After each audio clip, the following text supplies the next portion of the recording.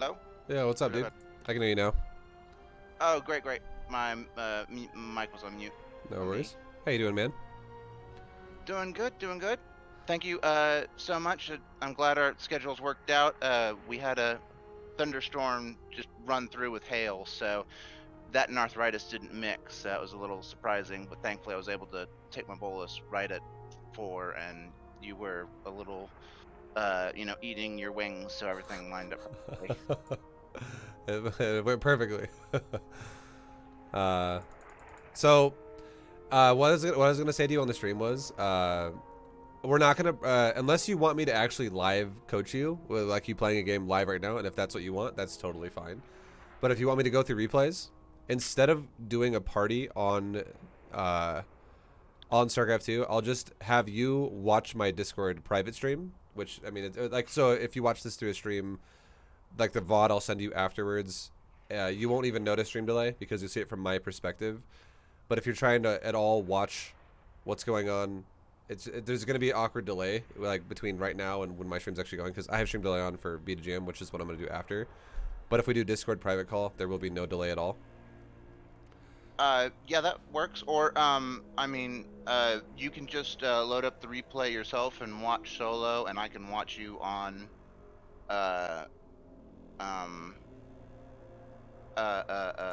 Twitch. No, that's And what I we. mean. Like you wouldn't want to do that because it's gonna be super delayed. It's the exact same Okay. thing if you watch me on Discord. It's like a stream between you and me, and it's no delay at all.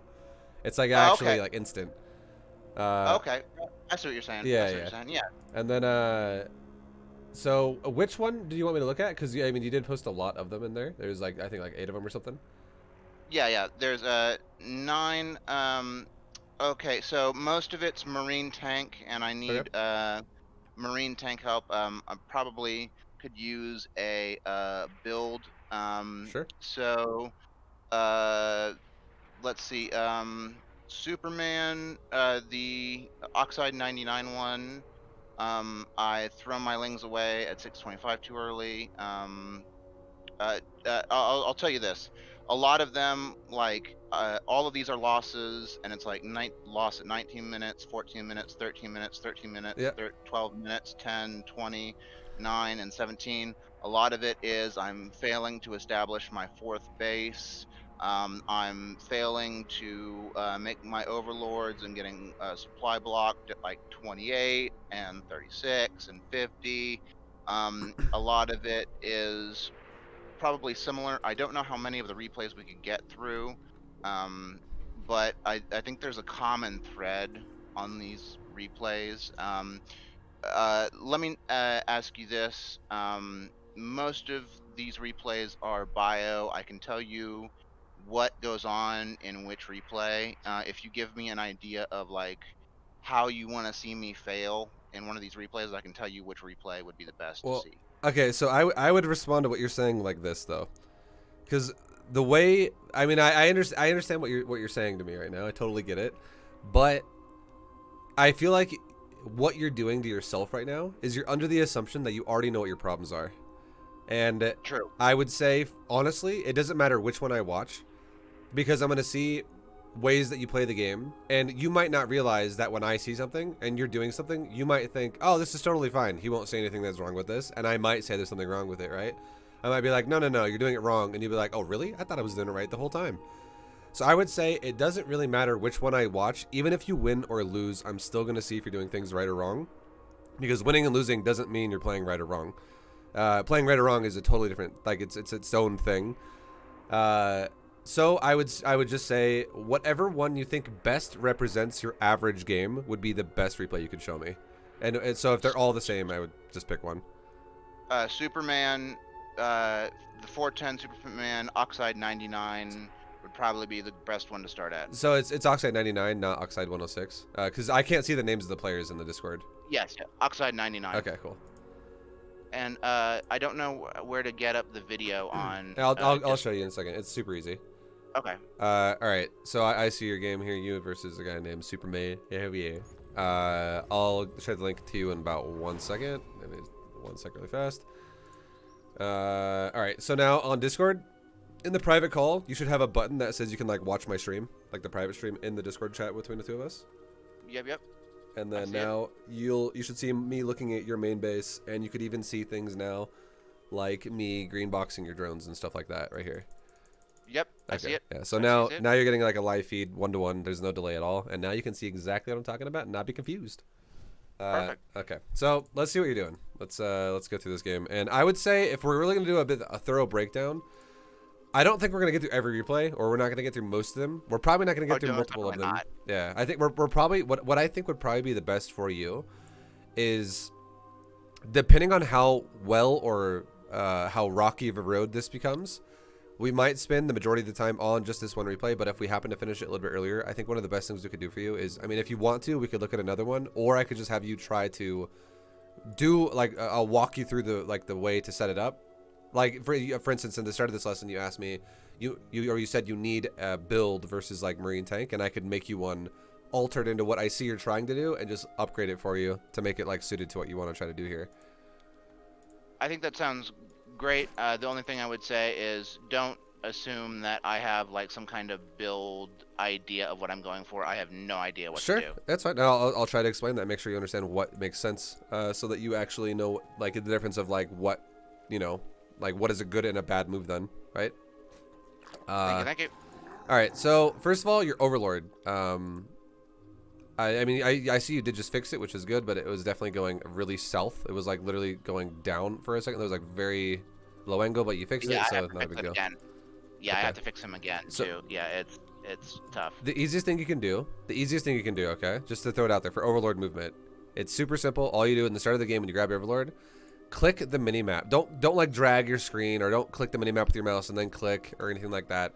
Just click the Overlord and then right click somewhere in this area on the mini map, and then try to fix your drones for just a quick second, to make sure you're having the, like, you know, if you can do the close patch stacking, that'd be great. If you don't do it, it's not that huge of a deal, right off the first 3 seconds of the game.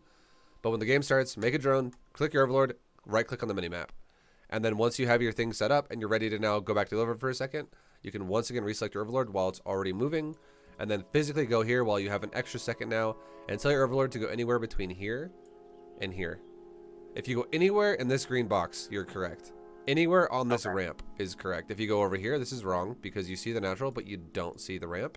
And if you go anywhere in here, this is wrong because you see the ramp and you see the main, but you don't see the natural. You want to see this entire view of vision. You want to see what he's building at the ramp, and you want to see what he's building at the natural, because it's going to tell you what his opener is very, very, very hard. So And that's what I usually try and go for. yeah. I just mess up all the Sure. time. Okay. No worries. And then you're going for your expansion. All good. All right. And then we're making drones. And this, correct me if I'm wrong, right? Is this diamond or is this platinum? Diamond. Okay, okay, good. I was about to say. For a second, because I know your opponent's platinum in this game, and I just wanted to make sure that this is diamond. Because if it is diamond, then I'm totally fine with you going for speedling-based builds, but if this was plat, I'd be like, I don't recommend. But yeah, if diamond's fine. I feel like bare minimum to be able to handle more styles like this. So everything right now, overall, you're sending a drone to your third base, and this is your 20th drone. So far, you're playing correct with the idea of what you're doing. We'll look at your Overlord for a second and see what it sees, and then see what you do with your Overlord.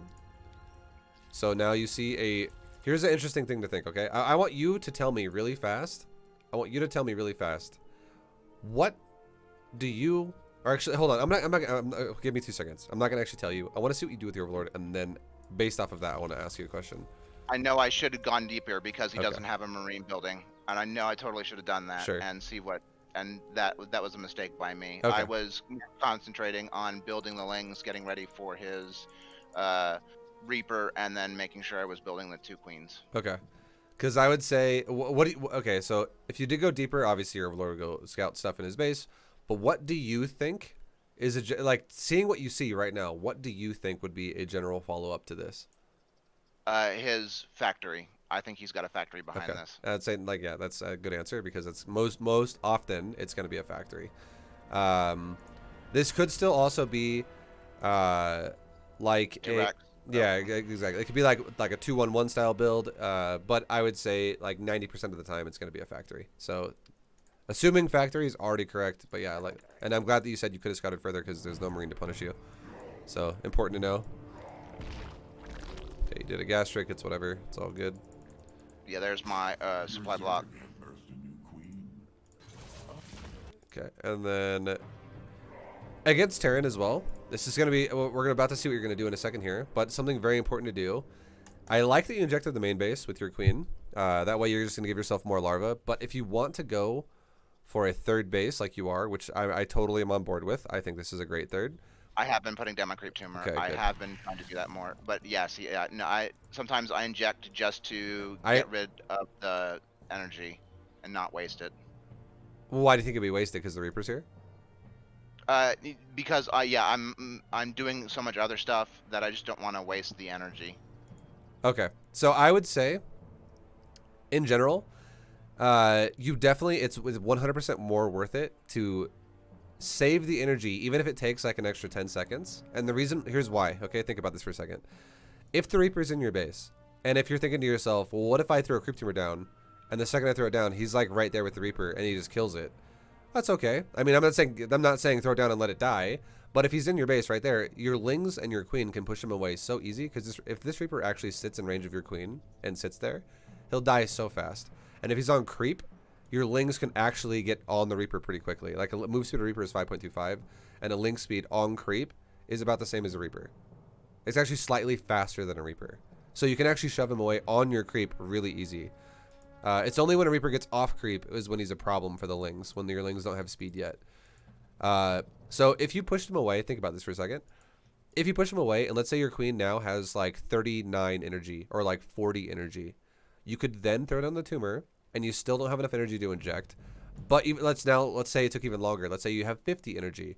You could immediately make the tumor and the inject together. There is no cooldown on these abilities. If there was a cooldown, I would agree with you, and I'd be like, yeah, you got to make sure you don't want to waste that energy because of the cooldown. But you literally have up to like 25 seconds after the Queen spawns, if the Reaper is being annoying, to do a tumor first and then do an inject. And 99 times out of 100, the Reaper isn't going to be on your creep that long to get to 50 energy. It's literally like a lot of times you'll be able to do it right away, or you might have to wait an extra like 5 seconds or like 8 seconds to get him off the fucking base like he is right now, and then do it then. But the reason why you need it so bad is because this third base, what happens now is you are now a full creep tumor behind on your natural. So if you wanted to make your second creep tumor, you could make your creep tumor your sorry. Jesus, sorry. Your first creep tumor could actually be like, here or something, and it could, by the time it spreads the first time, it could be down to the bottom of the ramp already, and now you could have another tumor going down this way. And all it does for you is it increases your chance of guarding your drones. And the reason why this is so important, this is super important. If your opponent is going Hellions, which you already think he is, you are not supposed to defend Hellions with Zerglings. You are supposed to defend Hellions with Queens. You only defend Hellions with Zerglings if they run past your Queens. And the reason why is because if you always fight Hellions on the edge of creep, they can literally engage you and run away. And then it's the same thing about a Reaper versus Lings. As soon as they're on creep, Lings have the advantage. As soon as they're off creep, Terran has the advantage. So you do not want to be putting yourself in a situation where Lings have to fight Hellions, because it's just going to make your larva, it's going to be way more inefficient with your larva.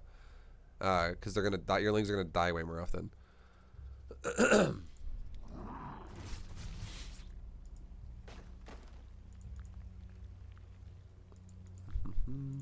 And then I would say a big thing to do as well is right after your Queen's done. I like your Overlord speed. That's fine.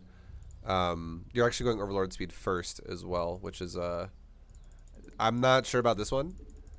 Because think about this for a second. Remember how we just talked about how now that you have a creep tumor, now it puts more emphasis on your Zerglings? Well, now also that you're going for Overlord speed, also to delay your Ling speed, now you can't even use Lings properly, even though you're putting more of an emphasis on them. So you're just like, you are so open to getting killed by Hellions right now. So really what I feel like you should do is I would say I'm not the biggest fan of Overlord speed first for a player in ladder. I think if you're Cyril or if you're like Raynor, this is fine. If you're someone who is 100% flawless with your reactions, with your scouting, this is okay because you're taking a risk to do this. But if you're someone who is you know, you're not really 100% sure what your opponent's going to do, and you just want to confirm, and you're like, I'm curious what he's doing, and I want to have Overlord speed. I'm totally fine with that, but you should still get Zergling speed first, because you're still going to get Overlord speed done before anything can attack you, realistically. Because the fact that why I can 100% say that with certainty is because he already has a natural, and you scouted that already with your first Overlord. So you already know every timing he can do is already delayed. So Okay. if you go Link speed first and then follow it up with Overlord speed, this scout will get into his base at least like a minute to 2 minutes before he does whatever he wants to do. But if you do it like this first, you're now going to get into his base probably like 3 minutes before he's going to do anything he wants to do, like any real timing. But now you're just open to harassment. Like now you have no answer to just like 4 Hellions in your base and 1 Reaper with it. Like they can run around your Lings and your Queens and kill your drones. Yeah, my answer to Hellions at this level has always been to put one spine crawler in my third base because Terran has always been attacking my third base. And I know it's not ideal, it's just everybody does, every Terran at this level does it. So one spine crawler at my third, I usually destroy all the Hellions for whatever they kill for the drones, and so that's just my compensation. But you're right, you're absolutely right. I should do But that, especially because I'm delaying my creep tumor. It screws me over even more that I'm double injecting and getting Overlord speed. think about this too about the spine crawler. Uh, I mean, it feels good to kill Hellions, right? You're like, oh, Hellions exploded and I killed them, nice. But even if a Hellion costs the amount of money that 2 drones cost, so if you kill 4 Hellions, and let's say 4 Hellions kill 8 drones, that's already a really good trade for Terran. If four and in this situation, if you have a spine crawler, even if 4 Hellions kill 6 drones, that is still an amazing trade for Terran. And the reason why is because you're spending the money that you could have had on drones on a spine.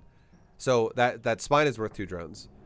And then and here's the crazy thing, even if the Terran doesn't even get a 1-to-1 value, where like the amount of money he spends on Hellions is the amount of money he kills in drones. Even if he gets less of a kill, let's say he spends 400 minerals on Hellions and he kills 300 minerals worth of drones, and that's it. That is still a good trade for Terran. And the reason why that is because Hellions in this position of the game for Terran are designed to slow you down, and his Hellions are not units that like are part of his death ball. Essentially, it's not going to be like the big power push he's going to do. It's just to throttle your economy, and he doesn't lose economy to kill your drones. He loses the Hellions that he made, but it has nothing to do with how fast he's building SCVs. But if you lose drones, if you lose drones, that's a good trade for Terran already because he slows you down a bit. But the second part about it is if he also makes you feel threatened and he makes you make more units than you want to, you're indirectly losing drones. So you want to be very careful with your Larva, and you want to maximize your drones as long as possible, which is why one of the best things you can do for yourself as Zerg is rely on Queens rather than relying on static D. The only time a static D structure would make sense, honestly, is if you confirm, and this is what we're going to go back to the Overlord speed thing now. Even if you go Overlord speed second, you will still have time to react to a Terran if you see something like an armory, let's say, and you go, well, now it's not just going to be Hellions anymore. And let's say he has like 8 of them at this point. You're like, I know he's going to go Hellbats. Well, if you have a lot of Queens, and let's say you don't feel confident in your Queen micro, and you just make 1 spine, then when you scout the armory is like halfway done in his base, then you make a spine, and then you just destroy a Hellbat all in. If you want to make a spine, then I would be more okay with it.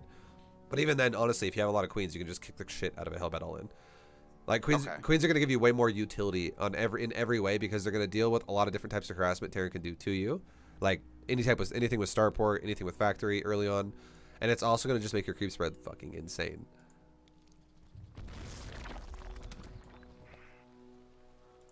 All right, yeah, this is definitely a big supply block for you. Yeah, yeah. Supply blocks keep on. They're my biggest issue right now. Yeah, I would say honestly, uh, if you're having a problem supply blocking, I really feel like all that means for you is that you're not rotating your what you're looking at on the screen enough. Like an analogy I'll give you, okay, is like when you're a driver and you have like 2 ways you can drive a car. First way you can drive a car is you can just go in like a zombie mode and you can just stare at the fucking road right in front of you and you pay attention to nothing else and you're just staring at it and you're just like daydreaming or something like that. Or you can, like, let's say you do like that thing where like you check your mirror, check your mirror, check your mirror, Like you actually like look around and like you're informing yourself as to what's going on around you. It's the same thing in StarCraft when like if you just stare at the middle of the screen and you're kind of just like, you know, looking at if you're fixating on like the creeper or something like that, and then you try to make drones and you're like, oh yeah, shit, I need to make a tumor. All it means is that you're not spending enough time, especially in the early stages of the game, checking your supply on top right, checking your like keeping up to date on what's going on top right. Because if you tell if you can tell yourself every time, if you say, if you look at the current supply and go, okay, I'm within between 10 and 15 supply of like I'm like, so for instance, if you're at like 42, or if you're at 32 out of 42, you're within 10 or 15. You should make an overlord. If you're at like Okay. you know, do the math. Like again, why I say like 10 or 15 is because you don't have to do the math perfectly every time. You could be off one or two or three. You could be like, what is 42 minus 15? And let's just say hypothetically you say it's 29, even though that's not correct. It's still fine because you have the right idea. And you're like, oh, I made an overlord. Because when you start injecting, your supply will start going up a lot faster, and you want to maintain like a double digit supply like excess, and that'll help you a lot. When do you What's up? when do you normally build your Overlord for 28 and your Overlord for 36? Is it like, do you build it at like 22? I'll Do show you you when I build build it? overlords. So what I do is I would do this. This is what I would do. So you have your 20th drone in production. I would immediately be making an overlord right now behind this drone. So this will Okay. be an overlord right now, and then this will take me to 28, and then this overlord will take me to 36. Okay. I mean the reason why I need to do that is because not only are you going to spend your larva now, but you're also going to be making your queens, which is an extra supply bump. And you're going to keep making queens after this. So your supply is going to go up faster now. And then the queens are going to give you injects, which is going to make your supply go up even faster again. So I would have made an overlord, like we talked about, and you skipped an overlord right there. Uh, Okay. and then now your That supply makes blocked. And then Yeah. you would actually be at 27 out of 36 here in a second, right? And then as soon as I get 36 and my third base is on the way, I would take my next overlord. Honestly, as soon as this overlord pops, like the overlord that opens me up to 36 supply, so the next larva, if I'm at 27 out of 36, I would just take another overlord, like right as the next one pops out. And the reason why is Okay. because I'm still gonna be making drones or whatever. I'm gonna make like, you know, or lings if you're gonna go make lings, or you're gonna make units that cost supply out of your larva, and then you're gonna be making another queen right after your queen at your natural's done. Okay. Yeah. Yep. That helps me a lot. That's what I needed to Okay. know. So yeah, you can honestly even just almost at this point, like how I talked about the 10-15 thing, you can do that. And another way you can kind of think about it, just as another like understanding reminder, you're almost going to be making overlords one at a time repeatedly. It's going to be like a train of overlords. You're not going to have like 40 seconds between overlords. You're going to literally have between like 3 to 5 seconds between overlords if you're doing it right. So Okay. they're going to be happening very quickly together. So every time you hear the sound effect as well of an overlord being like just spawns out of the egg, you need to probably start another one right away. Because look at this, right? Your overlord spawned, and look at your supply. You're already about to block again. And look at your larva. You have 3 larvae, so if you spend all that, you're already back to 32 out of 36. If you make another queen, you're at 34 out of 36. And you're blocked again, essentially. Like, next to your larva spawn, if you don't make an overlord, you're blocked. Okay. Okay. So it goes real quick.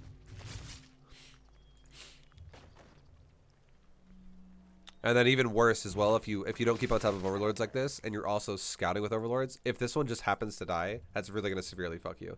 Because then you're going Oh to be yeah. like, oh my god, now I'm super blocked. I was already blocked, and now I'm in the red. I've already blocked myself 3 times, Yeah, I see that. and that is consistent through like Oh all the replays I yeah. put. Yeah, you just need to make like you just need to keep the conga line going. Because like look for instance, look at this. Uh, I'm I'm supply blocked at 28, yeah, 36, yeah, 42, and 50. yeah. So like you don't make the overlord at 21, or it's rather at 20 when you make the drone. But let's just watch really fast when you finally do make the overlord. And let's just look at how much time goes by between your overlords. And again, if you understand, you should be making them as one spawns, another is made. Then pretty like you start another one after this one pops. So if we think about it like this, your overlord spawns, and now you should be making another overlord within about like realistically within about 5 seconds of this one popping. Honestly, Okay. so between now and 255, you should probably have another one started because you're going for queens and you're going for larva usage the entire time, which is going to be very supply inflating. And it's only going to get even more extreme when your third base is done, because now you have a third base giving you larva as well, and more queen potential there. So now we're at 255, and you should already have an overlord started by now. And now, so this is like the maximum of what's acceptable here, I would say, for like the opener of the game. And let's see how long it goes by, right, between when you actually finally make one. And you make one. You still made one. You make one right now. You make one at 3:31. So 2:55 to 3:31, right? That's a massive amount of time. It's like what, like 26 seconds or some shit. Seconds. Yeah. Then you know, and then now let's watch your next overlord pop, right? So your next overlord pops out. Let's see how long it goes by before you make your next overlord. Okay, so you're making more now in the process. This is good when you're already blocked. If you actually fuck it up, it's good to make more at once then. This is when you see Zergs, like, it makes sense now that they're going for multiple overlords at the same time. Now, I want to explain something to you really fast, okay, though? Like, this is important to know. So, what I described to you, where you're making like one overlord within like every 5 seconds or so, and you're just always trying to keep a supply cushion of like 10 to 15, like roughly. This applies to making units with your larva that cost 1 supply. Okay, so we're talking about Zerglings and drones. If you actually had a roach warren right now though, and you're making roaches, it's not the same. Now you probably got to make 2 overlords every time, especially if you're going to make roach queen, because now your supply is going to get inflated even faster off of each larva. So it's not always the same thing as like one overlord. Sometimes it could be 2 if you're doubling up on your supply usage here. And then if so, okay, let's just say hypothetically you only made roaches for like 30 seconds. Well, you'd want to probably make like 2 waves of overlords, two overlords with 2 waves of it, while you make roaches because you don't want a supply block. But then let's say after you make those roaches, you go back into making drones. You don't need to go for double overlords anymore. You can go for single overlords like we talked about before. So it really depends on the supply value of the unit you're making. And this is only something you have to understand for the first like 5 minutes of the game, or like this first 6 minutes of the game. And the reason why that is so relevant to say that is because once you get to like 3 bases fully saturated, it's way less damaging to your economy to do something like, I'm going to make 5 overlords at once. Like, you're barely going to notice that you do that at that point in the game. Like, if you do, okay, so or go ahead, sorry. It's not like game ending if I do find myself making like 7 overlords at the same time and taking like 5 seconds to position them around the map. Only, that's okay. Only if you're already beyond like 3 base saturation is that a thing. Okay. If you're doing that when you have like 29 drones, yeah, that's a problem. So, because like 29 drones is like kind of what you have right now, right? Or you have 34. This economy sucks. Like, I'm not saying I'm not saying in the time of the game you're in it sucks or anything like that. I'm just saying in general, this is a low amount of drones because it's early game. So if you find yourself making 7 overlords on not even 2 base saturated yet, that is going to be very painful to you. You're gonna feel it. I'm talking like, yeah, like I'm talking like after I've got. Yeah, okay. That's what I want to make sure you understand that. Yeah, yes. At that point, it's fine because at that point, the overlords are being rotated in with units. They're not being rotated in with drones. So then it doesn't affect your economy at all anymore. Then you're like, yeah, fuck it. Well, I mean, at that point, the argument that you could make then would be, let's say a guy attacks you and you find yourself making 7 overlords when you really only probably needed to make 3. And let's say you barely lose that fight and you're like scratching your fucking chin being like, maybe if I made 4 extra larvae of lings, I might have not died there. Then you could argue that point. But if your opponent isn't attacking you and killing you at that point either, it's irrelevant. It like doesn't really matter. It's supply you're gonna use eventually anyways, and if you're not really being aggressive and you're not really getting attacked either, you don't notice the difference because it's not affecting your economy. In the developing stage of the game though, you definitely don't want it to affect, you do not want it to affect your economy because whether he's attacking you or not attacking you, it matters to you right now because every drone that is inefficiently made is slowing you down. It's like you're not hitting the gas pedal as fast as you can right now. You're just like kind of, putting along. You're like, I'm doing a nice cool crisp 30 when I could be doing 70 right now.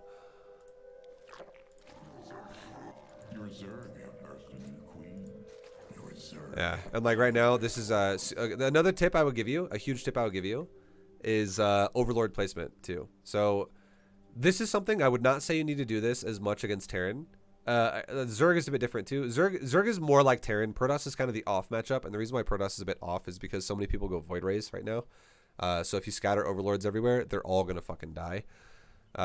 Just any raise your hand if you're a Zerg player and you love Void Ray openers, right? They always kill everything. So basically, what I think you could do for yourself is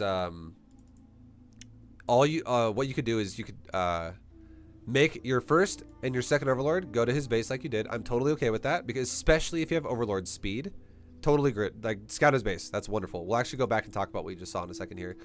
I'm on board with that. Overlords 3, 4, and 5 should be at the entrances to all 3 of your bases based on where you expand. So, for instance, if you took this base, you should have an Overlord right here. You should have an Overlord right here. You should have an Overlord right here, because those are the entrances to all your bases. The only way you can get to your base is through there, which spots this spot and this spot, through here, which spots this spot right here, and then here, which spots this spot right here. But now, since this is your third, you should have an Overlord right here, which gives you vision of this area right there. You should have an Overlord right here. Like, you can have realistically an Overlord like right here, because even though this is not an entrance to your base because the rocks are there, it's nice having tabs on where the Hellions are. So an Overlord right here would be nice. And then an Overlord like over here would be nice too, because it gives you warning that the Hellions are... You would just want a warning that the Hellions are coming. That's all you want. That way, you don't spread your creep tumors directly into Hellions and let them die. And you're like, oh, fuck, I just wasted 5 active tumors. Whoops. And also, even worse than that, you don't want your queens to be here when his Hellions are here, and then he just runs right into your third base and kills your drones, right? You don't want to be like, I hope my Spinecrawler kills them while my drones all die. Because if it's a good Terran player, I'm telling you right now, let's just say you played against my Terran, okay? And I'm not even like the world's best Terran. I would probably be your average mech player in like Masters League that you're gonna run into. I would kill all your drones if you don't have your queens in position. And I would be like, oh, Spinecrawler, I'm just gonna lose all my Hellions here, but I'm gonna kill your whole mineral line. And I'm gonna be happy with that trade. Okay. Okay, so Terrans are happy with that trade. Okay. Yeah, they're super. Okay. They love losing Hellions if they're killing drones. Like, that's a win-win for Terran, because it throttles your economy and it makes you fall behind. Terrans don't give a shit about their Hellions. They're supposed to die, and if they can kill drones, that's amazing. If a Terran actually attacks you and they kill 0 drones, in a Terran's mindset, they don't even go, ah, fuck, that's terrible.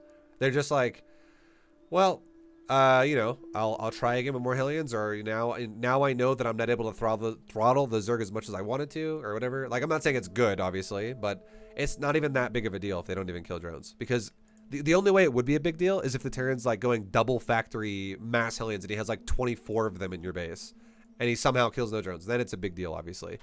But if he has like 4 Hellions attack you, just like a harass, he doesn't really give a shit about those Hellions. And if they can get, like, they're really scouting you is what they're doing as well. But if they can get damage done, he's super happy with it.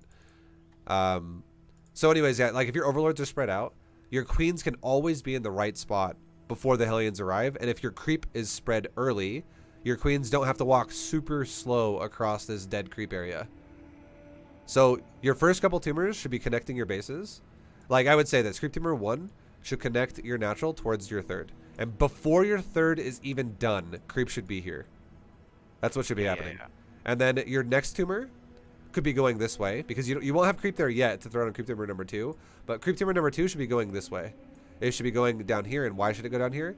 Because it gives you more vision, and it also gives you more mobility with your queens, and it allows you to start setting up your 4th base. And then, so later on, creep tumor number 3 should be here. And you should be working creep out of your base, so it gives you, again, more room to work with in case the Terran tries to push you into this area. The further out your queens can be, the safer you can be. It's so easy to... If you have control of this area with your queens, rather than always having to stand, like, right there, it's so much easier to deal with Hellions. And as your creep spreads, you can also do shit like move... Let's say an Overlord was right there. Well, now you can move an Overlord, like, right there. And you can move your second Overlord that's right here, if you have a bunch of creep in this area, from there to, like, right there. And now you have way more vision around your base. And now you have way more alert to knowing where the Hellions are going. And, like, the only time you want to use your Lings in these situations is when the Hellions decide, if it's the kind of a player that goes, you know what? Fuck those queens. I'm driving right by them. I'm killing your drones. Well, if your Lings are in the back, if you have, like, 13, 15, 18, whatever, there's, like, a handful of Lings, not, like, 50, but, like, anywhere between, like, 12 and 18 is fine. Somewhere and I should around start there. making my Lings. I'm sorry. I should start making my Sure. lings right as my ling speed is almost done Yeah. when I get it first I instead of but I, Overlord I speed. I want you Okay. to know again though that because you went for Overlord speed first and Link speed second, you're very late on Link speed. So Yeah. if you followed that concept where you say make Lings when my Link speed's almost done, this dude could already be attacking you with like 4 Hellions by 4 minutes, Yeah. easy peasy. Like your Link speed should be finishing around 3:30. And that's around the time when he has 4 Hellions. So right now he could literally have 6 Hellions in your base if you wanted to, if it was a reactored factory opener, which is super scary for you. Because it means all your drones are just so exposed, right? There's nothing covering these drones right now. And if you lose 7 drones for nothing in a higher level game, you automatically are just dead now. You're like, oh, well, I'm fucking so far behind now. Like, the only way I win this game is if this game someone turns into a 30-minute turtle fest where the Terran, like, runs into lurkers late game and dies or some shit repeatedly. Like, you're so far behind, though. You're probably just gonna, you're opening yourself up to die to, like, a tank push or, like, a bio push. Um, so in general, Lings are supposed to only be the deterrent for Hellions once they YOLO past your queens. So if you have queens right here, and let's say there's 6 Hellions and they just fucking ram through the choke point, past your queens, and now you have 1 Hellion in single file line going through the queens. If your Lings run over this way and they, push the Hellions back down towards the queens, all that does is it gets the Lings in the way. The Lings help kill the Hellions, and it makes basically the Hellions get stuck in the range of queens longer, and your queens and Lings have a much higher chance to kill Hellions this way. And then if you kill the Hellions, you don't need to remake your Lings. You can continue droning until you're at the optimal saturation, and then you start making your Okay. army. But the worst thing you can Okay. do is have to fight Hellions with like Lings, and then let's say you chase 6 Hellions with 16 Lings, and you lose 12 of those Lings. Now you're down to 4, and you kill 1 Hellion because he runs off creep, and you're like, ah, fuck, I need to remake another 16 Lings because I'm gonna die. Like, that's the worst thing you can do for yourself, and that's what so many Zerg players do. They don't use Okay. So queens. Sorry, go ahead. So let's say I've defended my third with my queens, my lings. I've lost my lings, but I've killed his hellions. I've saved all my drones. My next thought is macro to 3 base, get my fourth ready, go to layer. My next thought should be to scout him and then see what he's doing, I Yep, guess. yep. So Okay. I'm gonna tell you right now, if someone opens up 2 base aggression, think about it like this: if somebody opens up 2 base aggression, or like sorry, 2 bases. Don't talk about the aggression. That was the wrong word to use there. If someone opens up 2 bases, if you scout with your first Overlord, they have a command center. They're not gonna. The only way you can go, oh fuck, he's all-inning me, is if you see 25 SCVs coming with his army, and you're like, oh god, okay, he's all in. He clearly wants to SCV pull the boys and go for it. Because if he doesn't pull the boys, his army is going to be in the territory of harass levels. It's not going to be mass units because he's expanding. He's investing into a command center. He's not opening up with like 3 barracks. You know what I mean? So you already know he's not all in unless you see all of his SCVs, because that's the only way that would ever work. So now if we know that, and okay, the Terran player is going to go for Terrans attacking you is still very normal, because harassing Zerg is that's what Terrans do. They have Reapers to do it, they have Hellions to do it, they can do it with battlecruisers, lots of Liberators, so many options Terrans have to harass you, and Terran needs to do that to kind of control you, because if they don't, you'll get out of hand as Zerg. So getting attacked is normal. But just know, again, if you see an expansion and your opponent attacks you with whatever they're attacking you with, if they lose those units, you don't need to remake units until you're fully saturated on 1+ bases that he has.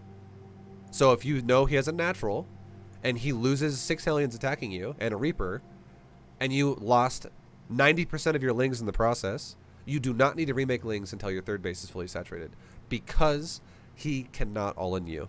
Until he cannot actually really full on do a timing attack to you until later, because he invested into economy first. All he tried to do there was delay your economy, and if he fails at it, well, now you have the edge. And then once you have a third base, if you fully saturate your third, you fly through his main base and you scout what's going on. Let's just say hypothetically, you see like 5 barracks, a factory, and a starport, and two command centers, and that's it. And he's only got like 1 engineering bay. I would say, okay, well, he's doing a 2-base timing now to you after the fact that you just killed his Hellions and you were able to saturate your third. You are now 1 base ahead of him, but he's now going mass production. So you can still take your 4th base, and you can still rotate drones that mine out of patches in your main base by about 8 minutes when that happens, if the game is still on this stage by then. But what you need to do is just recede to the fact that you have 1 base advantage over your opponent because you're on 3, he's on 2, and make units to deal with his massive production.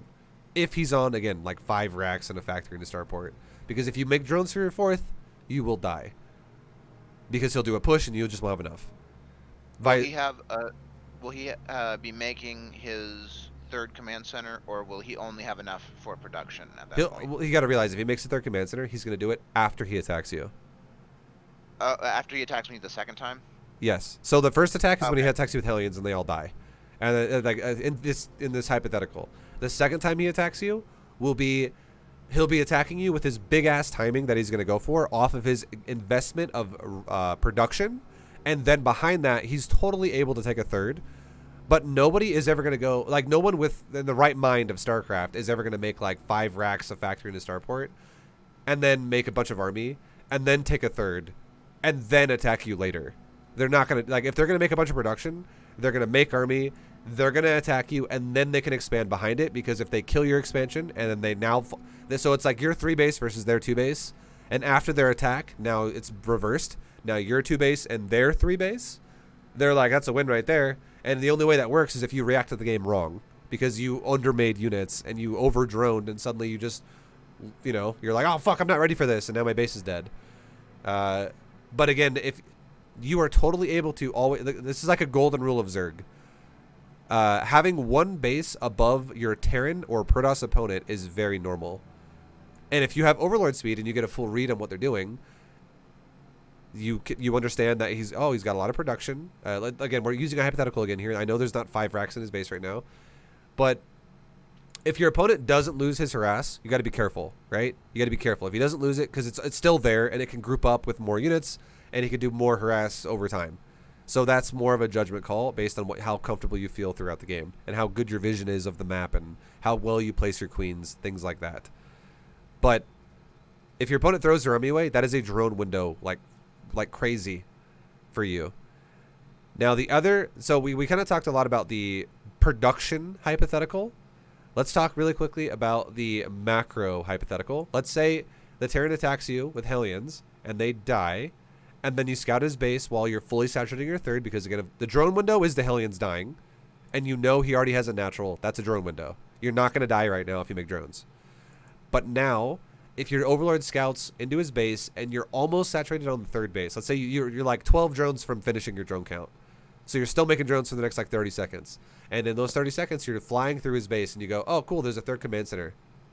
You now are more than willing or more than able to take your own 4th base. And I'm not going to say you can immediately saturate it, but what you need to do then is you got to realize that the game now resets into the same exact state it was when he was on 2 base. Because what did you scout in the beginning of the game? You scouted a command center. And what were you afraid of? Were you afraid of an all-in? No. You were afraid of harassment. So if you scout a 3rd base, and now the game is reset, because he loses his previous harass, and now he's got a 3rd base behind it, it falls back into the exact same position it was before when he had 2 base, which is now he's on a 3 base harassment style. So if you over-make drones, you will fucking do just like this, and you don't protect them, they'll die.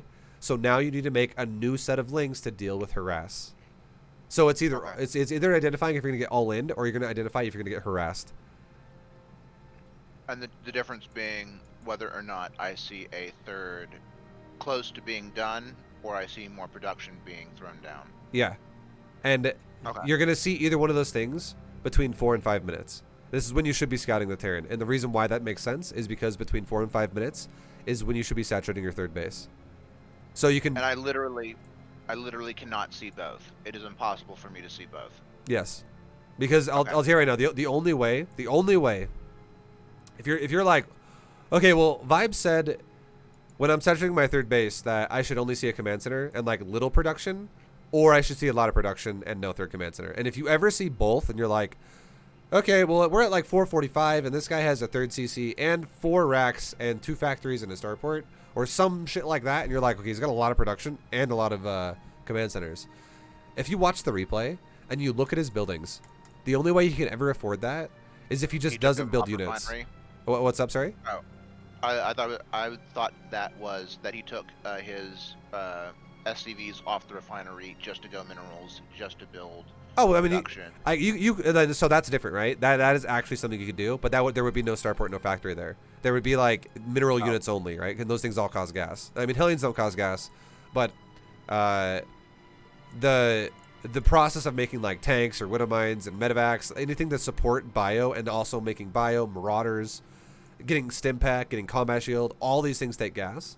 But in reality, the only way you could ever afford a lot of production at the timing of like a normal production build, and also economy of the normal timing of an economic build, would be if you just cut a cost somewhere, and the only cost you can cut is actually building the units out of these buildings, which is also okay. it's not threatening in itself anyways, because if you see a Terran who has 5 racks and he literally has 7 Marines over 3 minutes, and you're like, why do you have no Marines and you have 5 racks?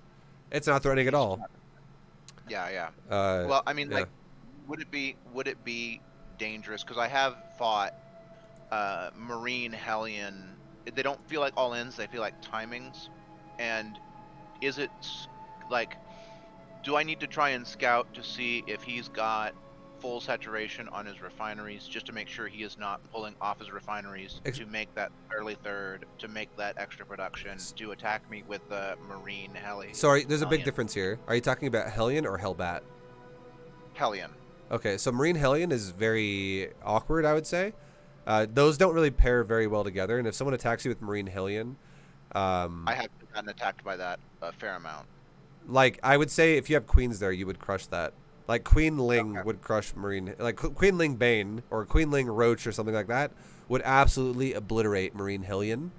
Uh, and the thing about Marine Hellion is it doesn't like there has to be medevacs there or something, or like is this something this guy does to you in this game? Because it just sounds fucking No, awkward. no, no. I've faced that before. There are no medevacs. Yeah, you would just run that over. It's usually my macro is too far behind. I'm just not good enough on my macro to have an overwhelming force sometimes to face that. And it seems like what they're doing is pulling off the refinery just to get full minerals plus the production plus the third and attacking me, and it just hits my economy too hard, and then I fall behind. So Marine Hellion with no medevac support.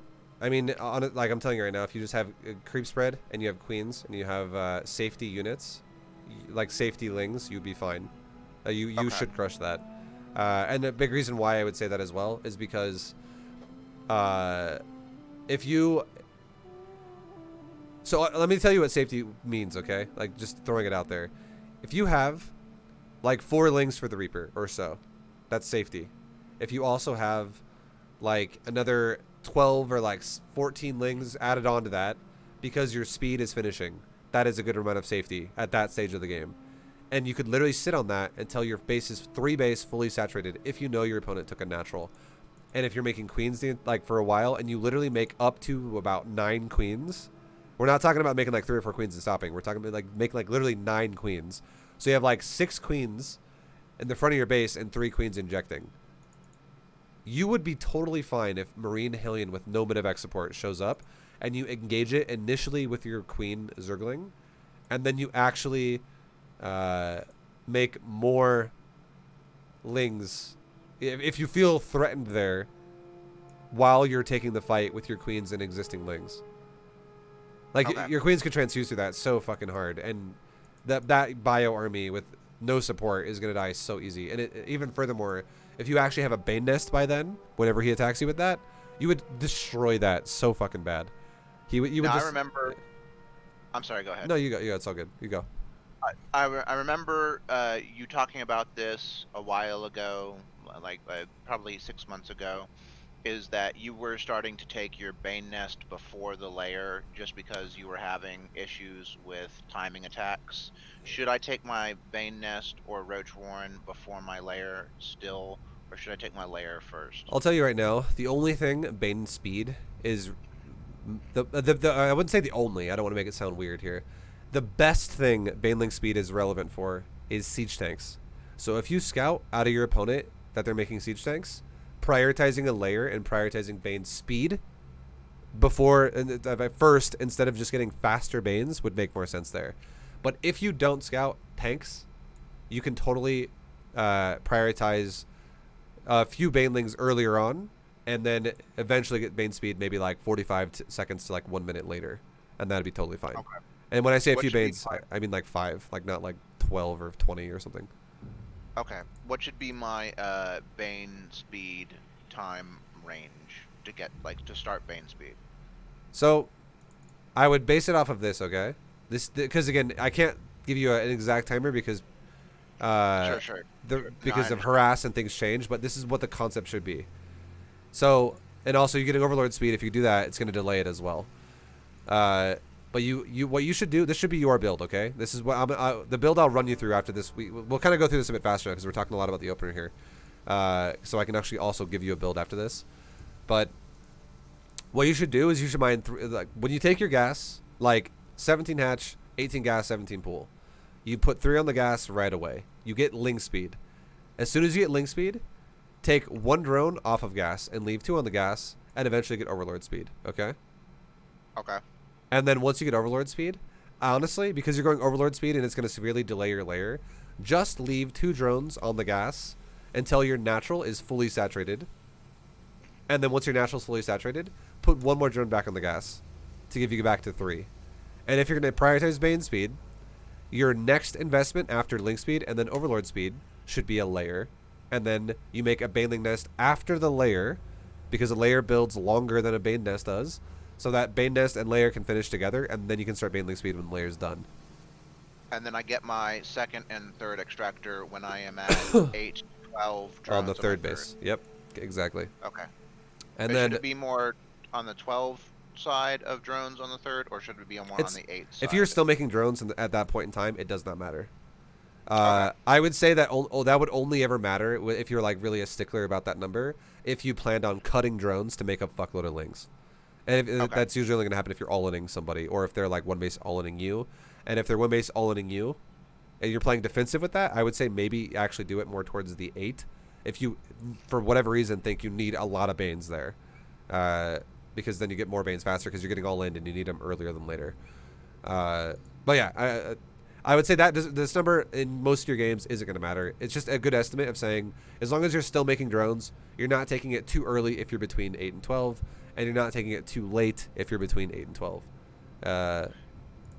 And then the last thing I'll say about the opener is the only difference is if you're going to go for link speed, the first gas always operates the same, okay, that we talked about for you. If you're going to go for overload speed as well. But your investment, if you go for Banes early, if you don't see tanks out of your opponent, you can go link speed, overlord speed, then Bane nest, then layer, and then make Banelings while you're making a layer.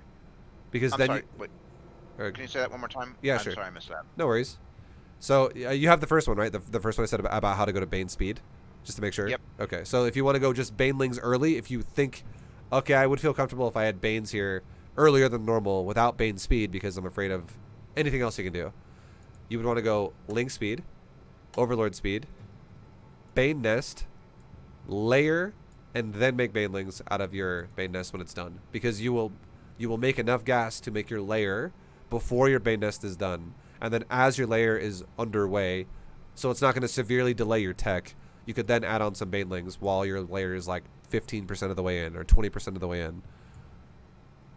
And that's about 5 banelings. I shouldn't go to Yes. like 10 You should or not be 15. making, definitely do not make double digit Banelings. You should be making, Okay. honestly, between like 4 and 6. Okay. And the reason why is because your Banelings are not engaging, your Banelings are supporting your Zerglings. So you should be And trying and to. I should What's up? and I should always make more banelings as he's starting to engage. That way I can reinforce. That is late game. Like that Okay. that is not something that is like early harassment. Okay. That is like when the Tyrant has like 140 supply, and you have like Okay. 150 supply, and you need backup Banes to always fall back on. If you ever take, if the Tyrant micros really well, and then he pushes forward again, fallback Banelings are really good to fall back on, because you can keep the fight consistently going. And but at that point, we're assuming you also have waves of Lings coming out like 40 at a time, or like 50 at a time, because you have like 6 hatcheries. Uh, Okay. so that's much later in the game. Okay. Yeah. For the opener, you still want to get Baneling speed. It's still nice to have it. You just have the option to add in some Banelings earlier if you think you might need it. Like if it's a Hellbat timing, or if it's like a 2-1-1 bio drop and you're like, I want to have some Bane suppressor this, or what you just said, Marine Hellion, which is very interesting. But I mean, it could happen, right?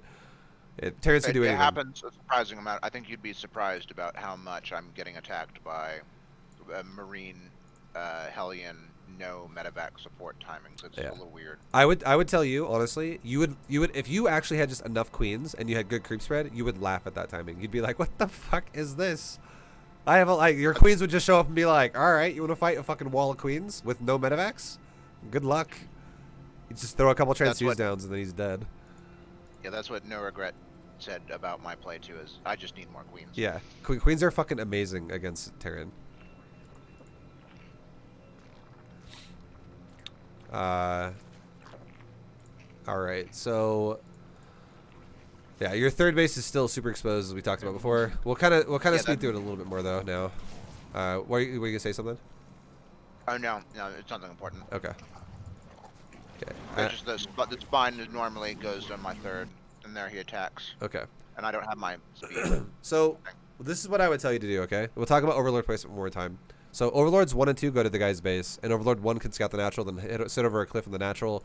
Overlord 2 can guard your natural, just in case it's like a bunker rush or something before you're really informed. But then, as soon as your natural is basically almost done, like 90% plus, and you know you're not getting bunker all in and like proxy all in, you can send your second Overlord down to here, because the reason why that's relevant is because even if you send your second Overlord down to his natural by about, like right about the time when your natural is almost done, you will still get here before 4 minutes. And what you really want to do, you'll get there by like 3:45 to 3:50. And what you want to do is you want to go into his base right after 4 minutes. And if you're going Overlord speed, that's also when Overlord speed should be finishing for you, is around 4 minutes, because that's when you want to scout through his base. You want to get a good... What's up?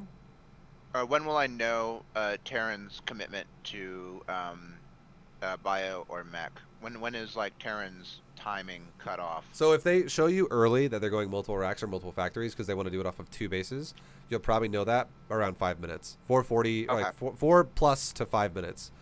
But if they're not going for a production, like 2 base all in kind of thing, you probably won't know if they're going to go bio or mech until 6 minutes. So if they're going for what's up? Like I remember when you taught me ZvP, like you taught me about how Protos's normal timing for his third was 5 minutes. What's Terran's normal like third base? Assuming he's not going for a 2 base all in, what's his normal third base, like starting his third So timing? just know that again, that changes a little bit based on if he wants to actually use multiple variety of units. It's like, for instance, if a Terran wants to go for just Hellions and Reaper, it's going to be faster. If a Terran wants to go for Hellions, Reaper, and a Liberator, it's going to be slower. If he wants to make a Banshee, it's going to be slower. Like, if he adds in more harassment, it depends on how much harass he decides he wants to go for. But in general, you should be seeing a third base go down between just after 4 minutes, like 4:05, 4:10, to like 4:30. There should be a third base already started by then. So my thought should be 4:10 to 4:30. Like, hey, that's somewhat of an earlier third. Yeah, like you should be like, okay, just know this as well. If a Terran's going to take a third base that early, they're going to be taking it off of 3 production buildings. It's going to be like a 1-1-1 or something like that. It's not going to be 5 production buildings or 6 production buildings. If the Terran doesn't have a third by then, you're going to see more production buildings. And if you don't see either, if you're like, okay, he doesn't have more production and he doesn't have a third. If he doesn't have any fucking tech either, like let's just say then the only thing that would make sense is you should be like, this is another thing, a way to read Terran. If you're like, there's no third and there's only 1-1-1, I'd be like, well, is that fucking starport a tech lab? And is there a fusion core in his base somewhere? Because this dude probably is going battlecruisers then. And if that also is not the case, I'd be like, where's the proxy third base? Yeah, I was about to say, let me do my Twitch GM. Where's his hidden third? Yeah. So hopefully that makes sense. But yeah, a Terran should be taking a third by about 4 minutes. Okay. Like right, just after 4 minutes, and that's why that's such a sweet spot for you to scout, is right after 4 minutes, because you should see a third either in the ramp of his wall at the natural, or in his base wherever he's building in his main base. Because if he's playing macro, he's gonna have a third then. So Overlord placement 2, like we talked about, Overlords 1 and 2 should be at his base. Overlords 3, 4, 5 should be at the front of your base for your queens. Once your creep spread is like at a really healthy amount in front of your base, and also when it's paired with a fully saturated third base, so you have 66 drones, you can then move these Overlords in the front of your base to the sides of the map because your creep spread is kind of self-sufficient then, and you can now make army to guard your creep, like more army. Okay. So then what you want to do is you want to fill in what I think is the best way you can play the game then is no matter what, Overlords, every Overlord after the first 5, because we already talked about 1, 2 at his base, 3, 4, 5 at your base, in front of your base. Overlord 6, go in the gap. Overlord 7, go in the next gap. Overlord 8, go in the gap. Overlord 9, go in the gap. Overlord 10, go in the gap. 11, gap. 12, gap. 13, gap. Like you just... Okay. You gradually fill in the gaps on the side of your base. That way your creep spreads the middle, gives you vision of all ground attacks, and your Overlords fill in the gaps on the side, and it fills in all potential medevac harass. So Okay. you can't be, because this came at your base without you even realizing it until like it was already in your drone line, and you're losing drones running away from it, right? Which is not ideal. No, And also, I'm transferring them to my 4th, but yeah, sure. No, I know. But like right now, you did just lose 5 drones, and that sucks, right? You're like, because you don't want to lose any drones. And then also another thing too is it's not even just about only losing drones.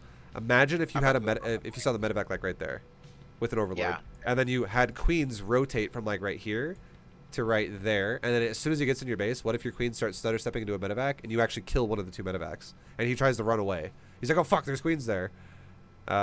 Queens are super good against Terran. So yeah.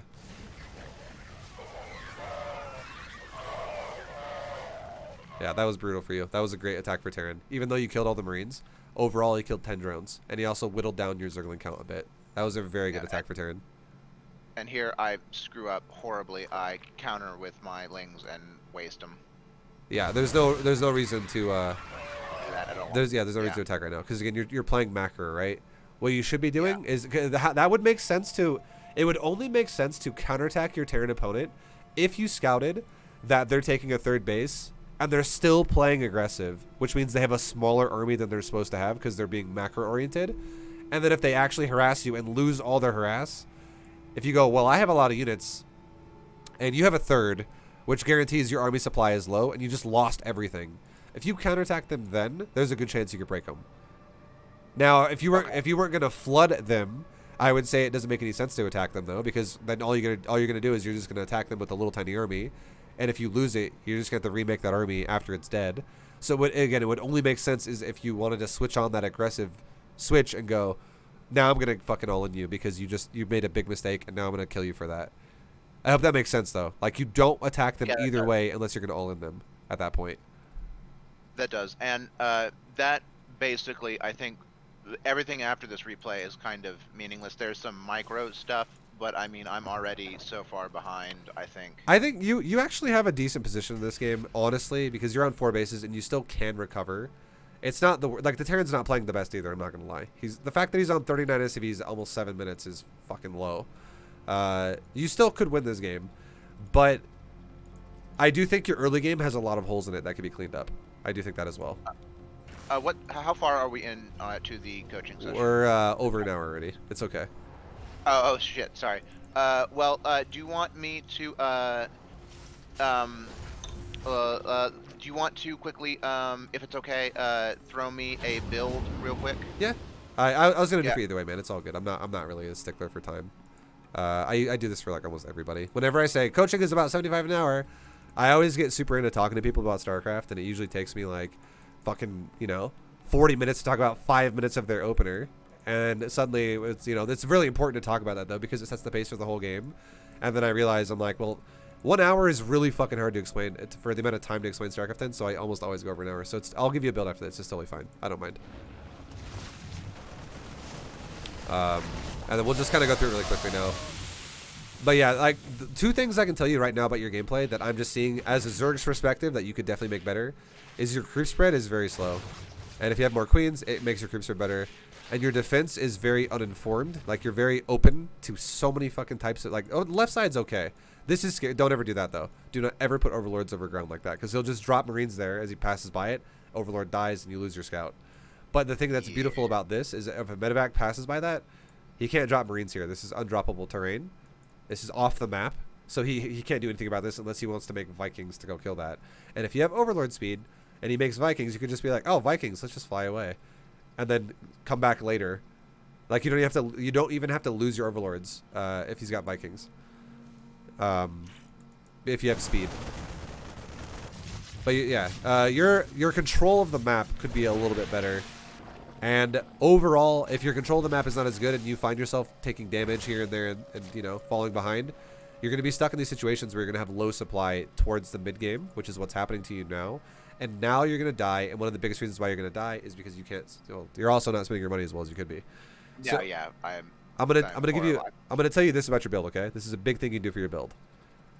You know how I told you to make 9 queens? Yeah. That's going to be super good because early game, that's going to give you 2 things. It's going to give you good creep spread, and it's going to give you good defense against harass.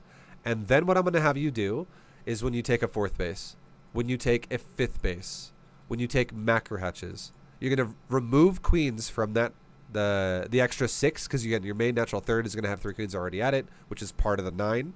But then queens, the other 6 extra queens go, okay, 4th base, now we have 5 extra queens because now we have 4 queens for bases. Okay, now you take your 5th base. Now you only have 4 extra queens because now you have 5 injecting hatcheries.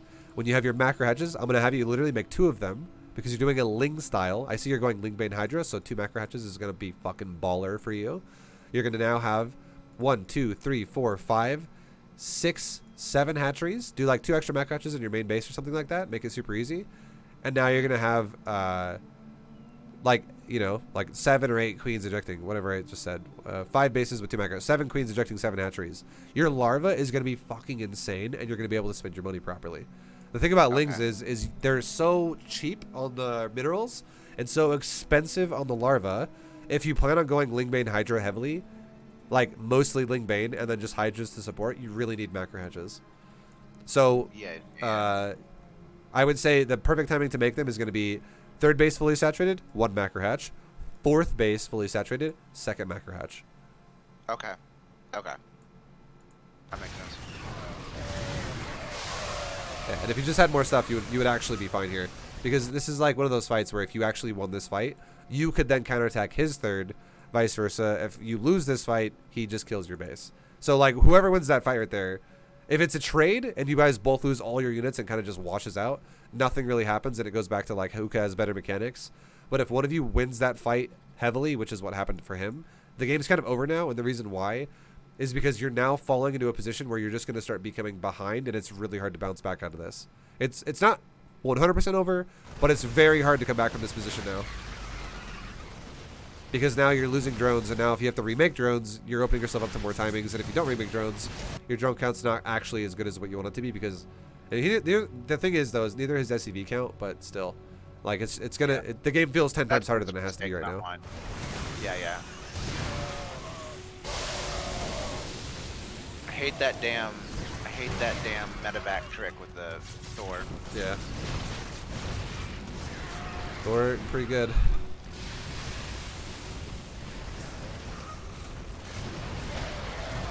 Yeah, and then now 2 bases are dead. Now you're definitely just gonna start falling further and further behind. But I mean, luckily for you, like this guy just does not expand, right? Like he's been sitting on 3 bases for 13 minutes. He definitely could expand faster than this. All right. Anyways, we'll times 8 this down to the end. But the best thing you can do for yourself now, honestly, I would say, would be if you identify what his army is. It's just a couple tanks with a marine. I would say if you made lurkers here, you'd have a much better chance to win the game. Or ultras, even. Ultras or lurkers. And the reason why is because he doesn't make any marauders. Can you give me a, like, ultras I should prefer if it's this from Terran, or lurkers if I prefer, like, if it's defensive Terran, I should go for ultras. If it's aggressive Terran, I should go for lurkers. So, it's really, like, either lurker or ultra makes sense against Terran in late game regardless, okay? They really do. Okay. But if the Terran player is I would say if the Terran player is really greedy and he's less like he can still be attacking or whatever, but let's say you're actually scouting and you're like, Jesus, base. This guy takes bases like crazy. Ultras would be super good there. Okay. Because you can actually be very mobile with them, and you can run over like planetaries and stuff. Really easy to Okay. kill expansions. If the Terran player, however, is less greedy and more aggressive in your face, kind of like this guy, I would say against this guy, honestly, lurkers would be super good. Because also if he's using Widow Mines, because if you actually have a line of lurkers, you know what you can do then? You could actually have your Hydra, your lurker, and like some of your Ling Bane defend yourself, and you could just wait for him to attack you on creep. And you could literally grab a big chunk of Ling Bane, like we're talking about like probably like 30 supply. So like 60 Zerglings. Like a good chunk of supply of Ling Bane. Grab like 60 Lings, maybe make like 20 of them into Banelings, and then go, okay, when he attacks me, I'm going to go pop one of his expansions with the Ling Bane. Okay. And you just sit there defending your base with lurkers, and you let him attack into lurkers while you counter his base with Ling Bane. And then he does it again, and you now counterattack the next base with Ling Bane. And then he does it again, and you counterattack the next base with Ling Bane. And you just break his ass apart. Every time he attacks you, you counter him, and it puts Terran in a hard spot. And if the Terran ever oversteps at all, because he panics because you're killing his base at the same time, and he runs into lurkers, you just watch a bloodbath essentially as your lurkers just cleave through all the fucking bio, and you're like, all right, well, that's kind of like a free win for me right there. Nice. Yeah, I would say you definitely have too many Hydras now, though. You want to stop making Hydras, honestly, around 20. 20. Yeah. Yeah, 20. Yeah, yeah.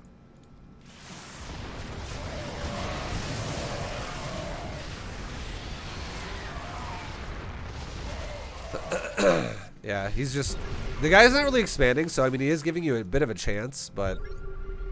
I feel like you're taking too much damage throughout these fights. I mean, the game is... Again, you should be dead, but he's not really macroing as much as he could be. So it's giving you more chances. But just imagine, instead of running into all these Widow Mines and stuff like that, like, look at the resources lost here. You're taking these fucking huge losses, and it's because it's the reason why. Yeah. It's because you're always attacking him, and you're not allowing him to attack you. You're all like, I mean, it's nice to attack a Terran on creep for sure, and it would make sense if you were maxed, if you actually had full power.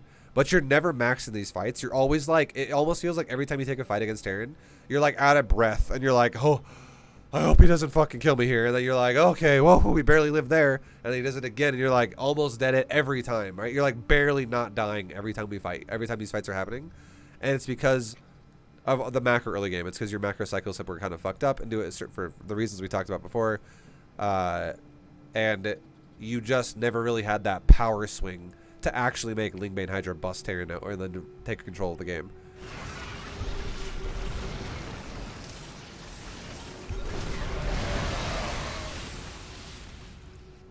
Yeah, now you're going into Roach Hydra. Definitely, I would say never go back to Roaches, like, ever at this stage. Roaches are fucking god-awful against Bio. In high, they're good against Bio in low numbers, but they're so bad against Bio when Bio gets closer to maxing out. Like, every supply Terran gets closer to maxing, Roaches suck more cock. They're so bad. And then on top of that, he's showing you he's going Widow Mine tank, and Roaches are going to get AoE'd by Widow Mines and by tanks. So, it's not going to be ideal for you. But yeah, like, this is one of those, honestly, I would say lurkers would have been better this game, but you could even have gone ultras and it would still have been good. Another thing too that you got to be really careful about is your upgrades right now are literally 1-1 on Ling Bane. And now you're starting to go into range weapons and melee weapons. You need to get melee, like, I would say, even if you're going to go lurkers and you're going to go for supporting Hydras, 3-3 melee carapace all the way. And then get range weapons once you're 3-3, like after you're done getting 3-3 on melee carapace, and then you can slowly get range weapons afterwards. Because for ZvT, you do want me to get carapace? Because I know yes, you have said a lot of times. That's against mech only. Carapace. Mech only, you don't get carapace. If you're fighting bio, you need carapace. To understand the logic of carapace and not getting carapace, if you fight units with really fast attack speeds and really low damage, you need carapace. Because armor is so fucking useful there. Like, armor can apply to a Marine almost 3 times a second, which is a lot, right? If I have 3 armor in my units, his Marine's doing 6, 12, 18 almost every second. It's not exactly a second because it's actually 1.2 because it's 0.4 attack speed with Stimpack, but you get the point, right? It's like 18 damage almost a second. But if I don't have Carapace, it's 9, 18, 27. It's fucking crazy how much more damage a Marine can do within a second, with or without Carapace being impacted there. But if you fight units like a siege tank, look at this unit's attack speed and look at its damage. If a siege tank's gonna do fucking 44 damage to your unit, and he's got a 2-second attack speed, and he's gonna be shooting a Zergling that has 35 hit points. Do you have any Zerglings right now? You don't. But a Zergling has 35 hit points. So if he's going to shoot a Zergling that has 35 hit points and he does 44 damage every 2 seconds, is one Carapace going to change that? No, like exactly, right? No. It's going to still kill the Ling in one hit. So if you're fighting mech, not as impactful to have Carapace. It's more impactful to have more damage in the fight and more units in the fight that cause gas. But if you're fighting bio, you 100% need Carapace. Because these units get Carapace applies a lot to a Marine. Like if you think about, like if you have like an army that's full mech and it shoots you, like this is legit, okay? If you have a 200 mech army, I'm gonna estimate this, but this is gonna be very close in what really would exist. If you have a mech army of like 12 tanks, like 8 Thors, and maybe like 12 Hellbats, okay? That army will the whole fight of like 30 seconds. That army will probably shoot you about 100 times between all the units, maybe like 140 times or something. And that means that's like 140 applications of Carapace. And then again, like we talked about for the other reasoning, is the breakpoint doesn't even change how fast your units die.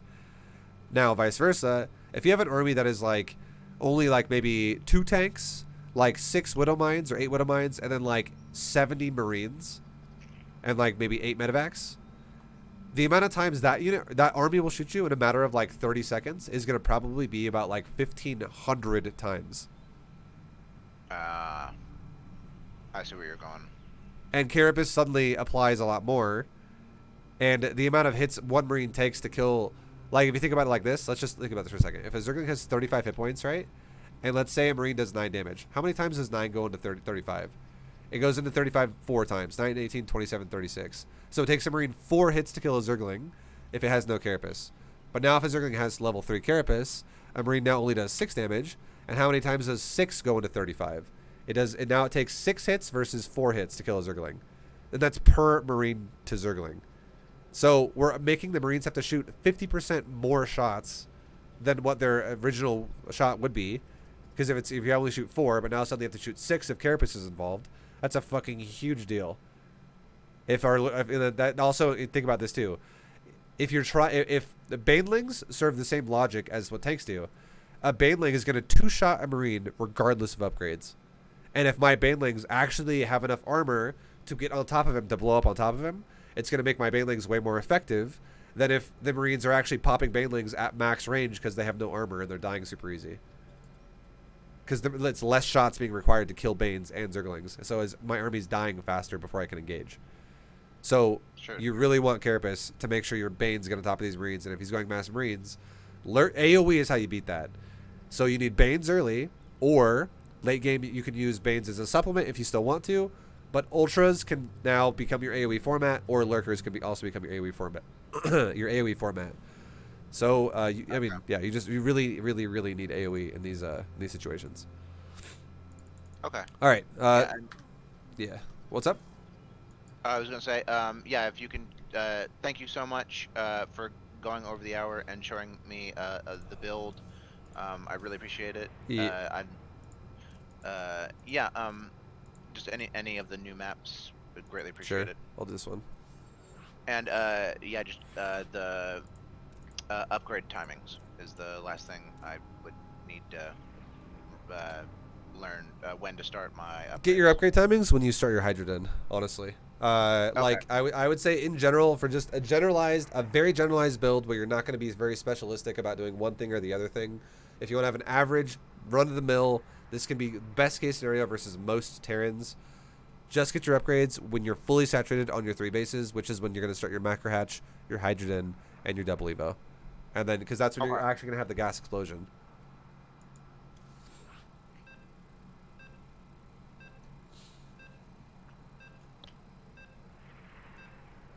Thank you again. Yeah, man. No worries. Yeah. And I'm sorry if you hear me chomping. I'm chomping on some goldfish. Okay, it's all good. I'll I'll also send you this replay in Discord after I save it, after it's over. Thank you. And then feel free as well while I'm doing it, if you have any other questions while I make it. And then, yeah, after this, we'll wrap it up.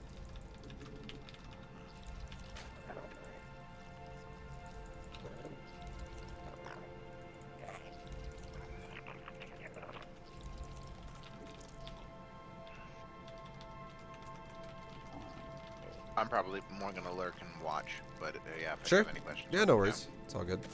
I didn't mind.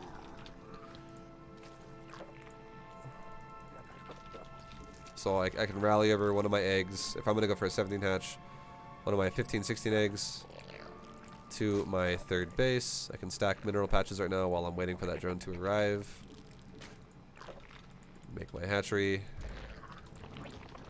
Now I'm fully saturated on 2 drones per patch, which is perfect. Flawless economy. I can now tell these 2 drones to go towards this area so I can build my gas in my pool. Leave this Overlord in front of my natural in case we get proxied. Like, obviously we're not going to get proxied, but you could in ladder. And now I can re-rally my hatcheries to the gas while I make my next drones so that they can go into the gas.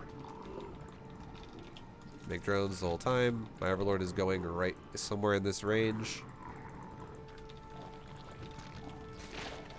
Okay, and now just to save myself a rally point, I can take the eggs now and just tell them to rally point to the gas. And now I can rally my hatchery to the third base. I can make one more drone. I can rally point this drone behind the mineral line at my third so that I can hide it from a Reaper harass until I'm ready to build my third base. Now I'm trying to make, now I'm at 20. Now I'm immediately going to make my Overlord now so I don't block. And as second I make this Overlord, I replace it in the front of my base and tell this one to go behind his base over here because it'll get there before 4 minutes. Okay. Now I can make my Lings for the Reaper and I can make my Queens. And now there we go. There's my other Ling, there's my Queen. And now as soon as I get Ling speed, I can now start another Overlord right now because again we're getting close to supply blocking. So, oh, and okay, we actually might even lose an Overlord here. This is pretty hilarious. So the max Overlord can go like in front of my base. We can now take one Ling off, or one drone off of my gas while I make drones first is a priority. My Overlord actually fucking died. It's pretty hilarious. And then I'm going to now go into, you know, my third base. I'm now a little bit behind because your Overlord died, but it's whatever. It's fine. It happens, right? Sometimes your return opponent will do that to you. And now I take my third. And now I'm going to go back to making drones as a priority. And I'm immediately going to make my Queen. Again, it's kind of hard to afford it now just because my fucking Overlord died, but we can still do it. So I can make my Queen now because we spent our Larva down to 1 on each hatchery. And now I can go right back into spinning Larva. As soon as I get close within like 10 of that, we can make another Overlord or so. And now we can see we're within 10. So I can make another Overlord right now. And I can pair this with Overlord's speed. Yeah, losing an Overlord fucking blows ass. And my economy is definitely strained pretty hard right now. But I'm still making drones as fast as I can with all these upgrade timings. Make drones, make drones, make drones, make drones. Keep spreading my creep. We're now spent all our larvae. We're good to go again. Now we want to make a group of Lings because the Ling speed's about done. So first inject pops off. We're going to make some drones. Or sorry, we're going to make some Lings rather. We'll make like an extra like 10 Lings or so. Or like 12 Lings. There we go. We just made 12 Lings to be safe. Now I can make another Overlord because we're really close to blocking. And now my third base is also going to help fix our supply a bit when it's done. So now we're not going to super supply block here. We can go back into making more Queens. And now is when I would make my layer. I could go back, and this is assuming we're playing against like tanks or some shit, right? I could put one drone back on the third, gas. I have a fully saturated natural, and now I have Overlord speed that can go through his base at 4 minutes. And I'm still chilling here at my base. I'm still making Queens and stuff like that whenever I can afford them. I'm still spinning Larva as a priority. I made another Overlord because we're still within close of blocking our supply. And now I can make my Bane nest because we have a gas excess ready to go after we started the layer. We scouted through his base and we're like, cool, we see blah, blah, blah, whatever we see. This is when you would base it off of if you saw a third base or if you saw a bunch of production. Either way, we talked about that, so that's what we would react to however we would think about that. We need another Overlord again as well, right? We should have one in production already because we're close to blocking. So we should have already started one. And we actually are making our gases a tiny bit late here. It's okay. If you fuck it up at all, it's not the end of the world. I see you taking the third gases instead of the You could do naturals. either one, Is either one, honestly. okay, Just don't take your and main because you ideally saturated your main properly. you're gonna take your fourth. I'm assuming now Yeah, too. I will take my. I'm gonna take Baneling speed first. Okay. I'm gonna be still making drones. I'm not taking my fourth just yet because I'm still making drones as my priority. For now, I'm gonna take the rest of my gas in my natural. Now the gas in my main, and I'm gonna finish off my economy. And now I'm at 64. Now I'm at like 68 drones. Now I can take my third base. And now I can also, I mean, make sure we have some Banelings because what if we get attacked, right? And we have Baneling speed on the way. Now we can also get ready to do our, what's it called? Our macro hatchery. Because we're fully saturated on 3 bases. And now if I'm not getting attacked and I don't really, if I don't feel like I'm about to die, like, oh, Terran's not currently under fucking, you know, attacking the crap out of my base right now. If he's not fully committed to killing me, I have a choice now. Do I want to make a bunch of Ling Bane and continue to make Ling Bane if I feel threatened? Or do I want to make my extra tech, which is my my hydrogen and my evos, and we're not getting attacked, so we can take hydrogen evos, and it makes sense, right? Now, right And when now, would you have scouted him, like when taking your fourth and your macro? yes, but Like like, it's so okay, I'm gonna pause the game and say this. So think about it like this: what if my opponent attacked us and he lost his harass? That means we're not gonna get attacked anymore if he's got a third command center. But what if my opponent harassed us and he didn't lose his harass?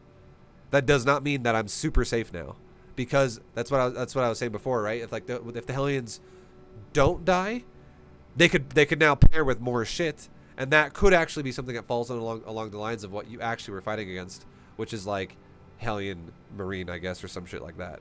Because if he doesn't lose his harass, and he still is making units to that is still gonna be there to be able to harass you. If I haven't made links for the last like 3 minutes of this game, and he's been making units out of like 1 Rax and 1 Starport and 1 Factory over the last 3 minutes of this game, and nothing have died, I'm now going to start falling into a point where I might get fucked by that. You know what I mean? so. What you're saying is I have to triage my time so that I can't like sack an overlord into, because it just seems like I want to. It seems like my thought process is okay. I've made my macro hatch. I'm 66 drones. I'm gonna go for my fourth, and I want to scout Terran just to confirm what he's done. Uh, uh, I've seen what he's already committed to, whether it be mech or bio. I want to see now, like where he is at 6:30, Yeah, that's and fine. that's what I. So like, it is okay to scout him. Yeah, you can scout as much as you like, honestly. You can scout Okay. repeatedly if you want to. And scouting at 6 minutes is totally fine to see what composition they're going for if you haven't confirmed what it is yet. But what I'm trying to tell you, though, is that when you're at 3 base fully saturated and you start your 4th base, you have a choice to make. Do you want to pre-saturate that 4th base and be really fucking greedy? Or do you want to make another round of safety units? Because if he attacks you, you'll die if you make drones if he hasn't even lost any units up to this point in this game. So, for instance, if at 4 minutes, let me say it like this. If around like 3:45 to 4 minutes, right after you made your safety lings the first time, if he shows up with 4 Hellions and he attacks you with 4 Hellions and a Reaper, that's great because that's how that would pair up and that would be fine. If he attacks you like at 4:15 or like 4:20 and he's got 6 Hellions and a Reaper, that's still fine. You have queens, you have lings. You have those like 14 or 16 lings you made early on. And you have like your 4 or 5 or 6 queens in front of your base. Again, I'm not expecting you to have 6 queens by 4 minutes, like in front of your base, but you're building up to it over time. You're going up to 9 queens. Okay? So, but now think about this. What if now we're at 6 minutes and he hasn't lost a single unit yet? What if he never harassed you? And what if now at 6 minutes he doesn't have to just still be on what he could have had at 4:20? What if now he has like 12 Hellions? He has like, let's say he has like 12 Hellions, 1 Liberator, 1 Medevac, and like 12 Marines and 2 Marauders. And now he And he's pushes going you for with the that Hellbat all in lottery. or some shit, and you're just making drones for your Yeah. 4th base. Okay. So my response is that's why I should check for his thirds, see if I can scout him to see what his composition is before he attacks me. Have my overlords in a screen in front of my creep just to make sure I've got that time to prepare. And also, my last question would be, I remember you talking about how like half-assing drones and the army production in Zerg is not good. You want to do it in waves. Mm-hmm. So I'm guessing that like making a little bit of eco for my fourth and then No, doing no, no. army. So it's same. It's just, what I'm trying to say is it's the same because I think you're misunderstanding what I'm trying to say. It's the same concept as making safety links after the speed's done. We make more safety links after our third base is fully saturated before we saturate our fourth base if the Terran has lost nothing, because the Okay. Terran has had a lot of time to build a big army, and if I don't make safety links and he shows up, we're going to be having a wet noodle versus a scary army, and it's going to just die. So if I just make So one round of safety links and then drone, then we can actually, if we get attacked while we're droning, then we're okay because I just made another safety round. So this safety round would probably be around like 24 lings this time, or like 30, 24 to 30 lings. You want to actually make like a full inject wave into a round of lings. That way you can have, now you'll have Bane speed done. You'll have more lings done that'll pair with the existing lings you already made previously. So now in total, your army should be something along the lines of like 50 lings and like 12 Banes or like 16 Banes in total for everything. okay, okay. So it's okay to be greedy, but not suicidal. That Yes. makes Like sense. the only way you could ever say I can now take a fully saturated fourth base is if you saw your Terran opponent was on 111, and this is assuming he lost nothing, and you made your safety lings for the first part of the game, but you're now beyond 3 base saturation, and you go, you know what? I'm just gonna fucking saturate my fourth as well. Is if you saw a Terran who was still on 111 after your third base, like 6 minutes, he still is on 111, and you were like, now he's got a fourth command center. He not only had a third at 4 minutes, now he's got a fourth CC off of 111. Then yeah, you could take a fucking greedy ass fourth base with like Okay. actually saturating it. But you have to realize if he's not doing that, and he's been because if he's been making units the whole time, and he's also not making a fourth CC as fast as you're taking your fourth base as Zerg. If you fucking make drones and he attacks you at that exact moment with like medevac drop or whatever, and you're like, oh shit, well then I'm dead. you're like you might not die, but you're definitely gonna fall behind. You're gonna have a moment where Okay. it's gonna be like, oh, my third's probably gonna have to sacrifice here because if I fight that, I'm gonna die. So I need to fall back, wait, build units, and in that time that you're giving him, which is like maybe 30 seconds to attack your base, he could totally push forward and kill your hatchery. And then now you gotta like run your drones away, and you're like, okay, well now suddenly my greed doesn't make sense anymore because now I'm actually behind, even though I was trying to be greedy. Okay. So Okay. you only really feel safe to drone your third if he throws his units away in the process, Okay. and if he You doesn't, you yeah. mean to drone my fourth? Sorry, fourth. Yeah, sorry. Yes, fourth. Yeah. Yeah. Good Okay. catch there. I'm glad you said that because if you walked away from that thinking that's what I meant, and you're like, "Well, Vibe said third," I'd be like, "Well, I just confused you again, and I didn't even realize it." But No, yeah, it's a thank you. yeah, no Yeah, this worries. helps. It's helping a lot. Okay, A hell of a lot. all right. So I'll finish it off for you. So now we got we made another safety round of units. So now we have a decent amount of lings here. We have a few more coming out still. On top of that, we're still now we can take our fourth base saturation, and now if this guy attacks us, you can see we have Bane speed. We can even make a few more Banes. Like just go to like double digit Banes, like 12, 14, 15, 13, anywhere around there is fine. We're still spreading creep with our queens. And now if you notice, now suddenly we have hatcheries done in the main and a hatchery done in the fourth base, and we're still saturating the fourth base. So fourth base is almost fully saturated. We should take another base because it's going to be fully saturated, and we need to send drones to a new base, and we can also take another macro hatch because our fourth base is fully saturated. And now we can go to Okay. upgrades on our hydrogen, upgrades in our melee carapace, and now that we have like 80 plus drones, now we have 87. Now we can go into fucking Ling Bane all day, and Do you want hydras. do you want me to make the 20 hydras before I finish out to 200 with the Ling Bane, or do you want me Yes, to? you want to make it before. You want to make your hydras. If you like, as soon as you start the upgrades, if you're being attacked, if he's being really aggressive, if he's got air with it, you can make hydras earlier. But if he's being really aggressive, don't make hydras as a priority. Do not make him as a priority if he's being really aggressive, because they don't have upgrades yet and they're going to be really garbage. But if the game is really passive and he's just kind of like he's not attacking you and you have a moment to chill, make hydras first. That's fine because you just want to make the 20 and then you're good to go. And then Okay. you don't got to worry about it anymore. Um, and then you go back to making Ling Bane. Again, your army either way is going to be mostly Ling Bane. But now, like, check my queens out the front. I only have 4 left. Let's send 1 down to my 5th base, or my 6th base rather. Or no, yeah, it's my 5th base. What we're talking about. And we're sending another queen now over to my hatchery and my main base. So now you're noticing I am able to spend my money like fucking crazy, and I'm able to max out super fucking fast here because we have ridiculous amounts of larva out of all these queens we have injecting our bases. And I should time my infestation pit to With my 2-2. 2 2-2. upgrades. Yep, exactly. So I'm already So maxed when out. 2 finishes, Yeah. So as soon as you start 2-2, you start infestation pit, and then as soon as you okay. try to remember when you make infestation pit, try to remember that you want to make your hive as soon as infestation pit's done. So infestation pit, if you remember this, it takes roughly about half a minute. It's 36 seconds exactly.